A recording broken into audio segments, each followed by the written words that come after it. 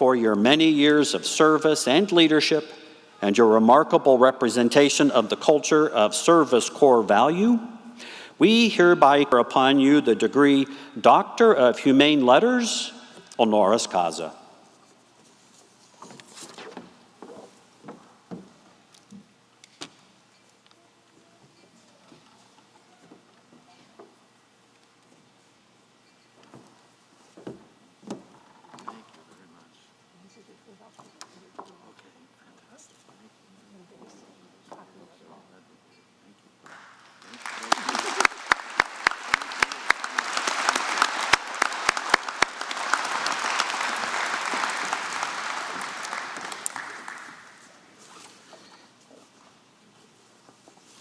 Good afternoon, ladies and gentlemen.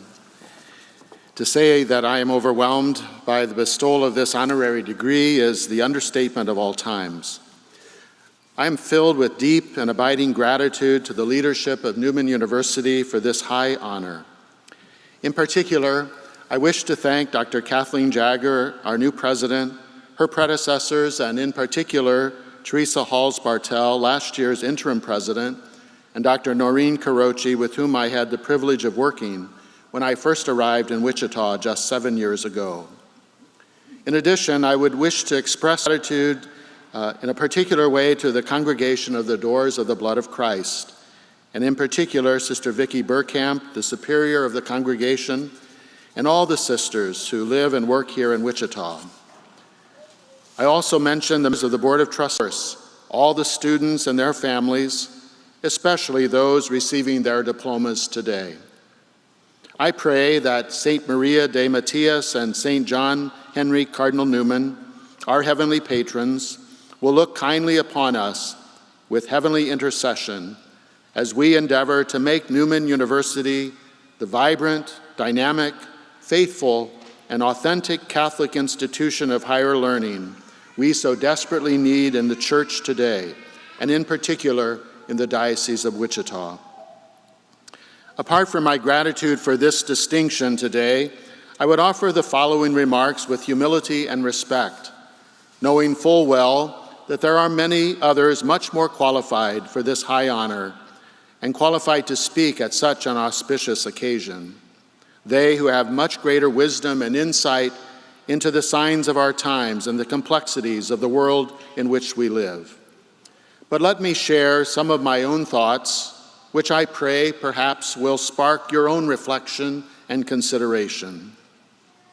From my personal perspective, looking across the great landscape of human experience, now facing many and varied challenges, I believe there is a great yearning for authentic, humble, and heroic leadership. I see this yearning on the global level in the world, but also in our country, in the state, and in each city and town. I know it to be true as well in the church, in our parishes and schools and other related ministries. Without good leaders who think more of others than for profitable gain or glory, human society languishes at best and, at worst, travels down paths to wholesale destruction.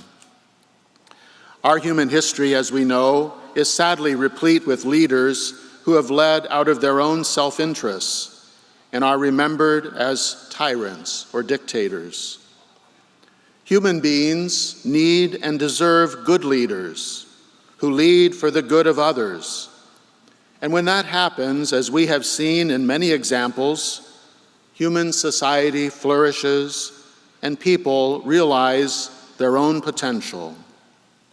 Those who are blessed with good leaders are themselves also inspired to take up the burden and challenges of leadership. And this is what I most want to request of each of you, to see yourselves as leaders and to strive to be good, authentic, and heroic leaders, so that our human society in this day and time, whether in the world or in our country, in the state or on more local levels, will flourish. I also invite that from you in our church or wherever you are drawn to find spiritual sustenance in your life. The church, founded by Jesus Christ, was founded on 12 weak and sinful men, whom we call apostles. They were not looking for leadership, but Jesus found them and invited them into leadership. And when they gave themselves over to it completely, great things, surprising things, miraculous things began to happen. Those same things can happen still when people like you and me embrace the role of shepherd and leader entrusted to us by God and the authority of His church, in order for God's people to find their way in the ever-present dangers and challenges of our times. Be the leader God is asking you to be. Of course, you may ask, what do good leaders do? How is one to exercise this kind of authentic, humble, and heroic leadership in the world today? To that end, I turn to my boss, Pope Francis, who during the pandemic shutdown in Italy last year wrote a powerful meditation that I would encourage us all to read. It is entitled, "Let Us Dream." In this thought-provoking and challenging meditation, Pope Francis touches upon the usual themes of his pontificate: care for the poor and marginalized, care for the immigrant, economic justice and equal distribution of the world's resources, human fraternity and ecological integralism, and other themes. Like so many, I have found Pope Francis's words to be bold, challenging, courageous, and insightful. He insists that we must emerge from the current crises in the world today better than when we entered into them. But doing so is not a foregone conclusion. He admits that there is a grave temptation for us in the world to retreat, to bury our heads in the sand of indifference, or, like so many in our society and culture, to numb ourselves by certain means in order not to feel or think or act in a way that is decisive, courageous, and life-changing.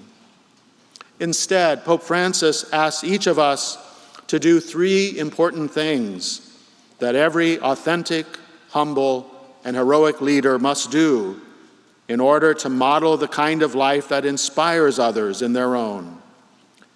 These three actions are these: to see, to discern and choose, and to act. To see. Good leaders open their eyes to the realities that are directly in front of them. Good leaders do not shield the eyes of their bodies or their minds or their heart to that which is true, real, and undeniable. Here, Pope Francis invites us to go to the peripheries in order to see what is. He said, and I quote, "You have to go to the edges of existence if you want to see the world as it is." Further, he goes on to say, to go to the margins in a concrete way allows you to touch the suffering and the wants of the people, but also allows you to support and encourage the potential alliances that are forming. The abstract paralyzes, but focusing on the concrete opens up possible paths. End of quote. Friends, I think this is critical for us as leaders and future leaders.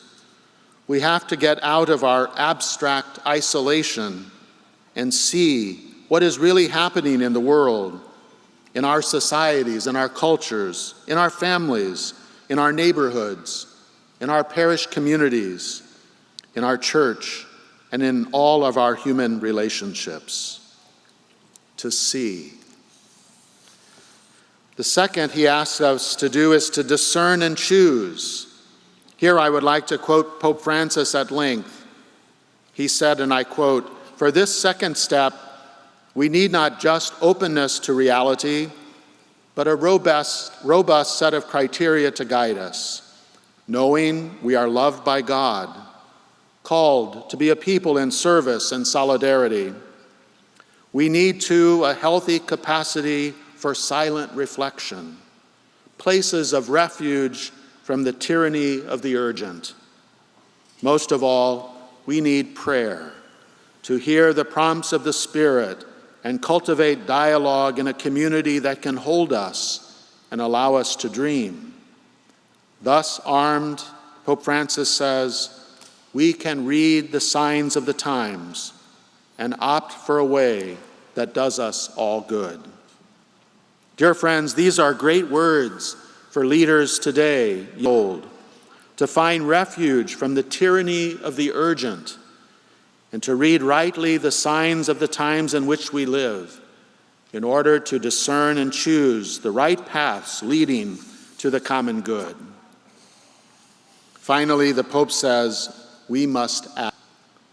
In the face of so many challenges, we often are paralyzed in the fear that nothing we can do will make much of a difference. No, we cannot succumb to this temptation. The good leader will do something, however small, however seemingly insignificant, to improve the situation immediately in front of her or him. We must, as Pope Francis reminds us, think globally and act locally. These small, local actions taken for the good of others add up and in time make a tremendous difference. This is how Jesus acted. He attended to the person or persons immediately in front of him, teaching them, feeding them, healing and forgiving them, encouraging and calling them. These actions changed people's lives and eventually set in motion a ripple effect that in time changed the world. It may be as simple as listening, or as offering a kind word or a compliment, or giving a small amount of time or resource to help another human being, making a call, or visiting a neighbor or friend, taking time for others. It is this kind of humble, simple, but profound leadership that the world needs as much today as it ever has before. A leadership that sees, a leadership that discerns and chooses, a leadership that acts, not for one's own self-importance, but always for the good of others. My friends, these proceedings are rightly called a commencement. It is not so much a looking back at past accomplishments, however great those truly are, and graduates, you are to be commended for the hard work in making this day possible. But rather, you are commencing something new, a new chapter in life. I pray that my simple words to you today, which come really from Pope Francis, that from them you will see yourselves, each and every one of you, as the authentic, humble, and heroic leaders we need you to be. Leaders that see, leaders that discern and choose, and leaders that act. Pope Francis, our Holy Father, invites us to dream. I invite you, the leaders of tomorrow, to commence. Thank you, and God bless you.